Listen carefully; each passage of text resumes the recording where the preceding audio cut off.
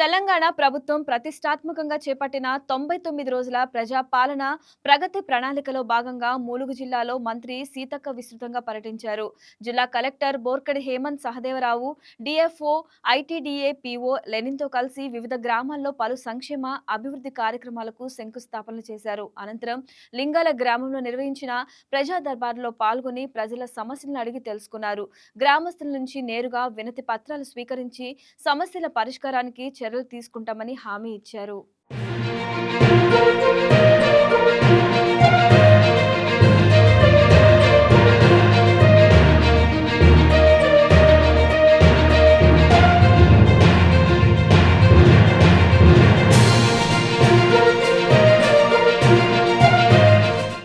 పదో తరగతి అయిపోగానే ఈ ఏరియాకి వచ్చినాం. అప్పటి నుంచి చూస్తే ఈ ఏరియాలో షాపులు పెట్టి బాగుపడి వాళ్ళు మంచిగా అంబకొండకో నర్సంపేటకో మహబాద్కి వెళ్ళిపోయారు, కానీ మన గుడిసెలు గూళ్ళు మాత్రం ఏం మారలే.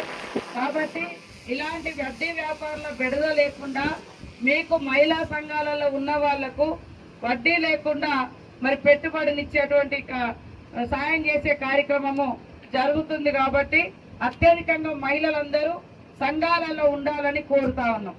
అట్లనే మీరేమన్నా లోన్లు కట్టుకుంటే అవి ఇచ్చి ఏదైనా బిజినెస్ పెట్టుకోవడానికి, ఇప్పుడు మన మహిళలు సెంటరింగ్ పెట్టుకుంటే ఇప్పుడు ఇందిరా మిల్లులు వస్తాయి, మీరే చేయొచ్చు. ఇటుక తయారు, బ్రిక్స్ ఇటుకను తయారు చేసే కేంద్రాలు, వాటికి కూడా మీకు వడ్డీ లేని రుణాలు ఇస్తాం.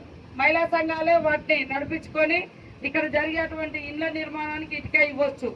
ఇప్పపు లడ్డు పెట్టుకుంటా అంటే ఇప్పపు ఏరి ఎట్లా లడ్డు చేయాలో ఇప్పుడు అందరికీ, ఇప్పుడు కన్నెపల్లి కానీ కొండపర్తోళ్ళు కానీ మాదేనగూడ పోళ్ళు వాటి తుపాకుల రూపాయలు అందరికీ ఇక్కడ ఇవాళ మర్రిగూడెంలో ట్రైనింగ్ పెట్టడం జరిగింది. కాబట్టి మీరు కూడా మహిళలు వ్యవసాయంతో పాటు మరి చిన్న చితక బిజినెస్లు కూడా జరుపుకోవచ్చు. ఇది మన రోడ్డు బట్టి మన ఖమ్మం నుంచి మేడారం పోయే వాళ్ళ సంఖ్య ఎక్కువ ఉంటుంది. అదే స్తూపం కాడ ఒక చిన్న షెడ్ వేసుకొని మహిళా సంఘాల నుంచి ఏం తయారు చేస్తారో పొద్దున్నకి అక్కడ పెట్టామొచ్చు, సాయంత్రం మళ్ళీ ఇళ్ళకి రావచ్చు. ఇట్లా మనకి ఇక్కడ ఊర్ల నుంచి కూడా దుబ్బగూడెం అక్క అనుకుంటా ఒక అక్క మన చేపల బండి కూడా ఇచ్చడం, అంటే బండ్ల తిరుగుకుంటూ చేపలు అమ్ముకోవడానికి 10 లక్షలతోటి ఇవ్వడం జరిగింది ఆమెకు. అక్క మొన్న లింగాలు అనుకుంటా, లింగాలని చనిపోయిందని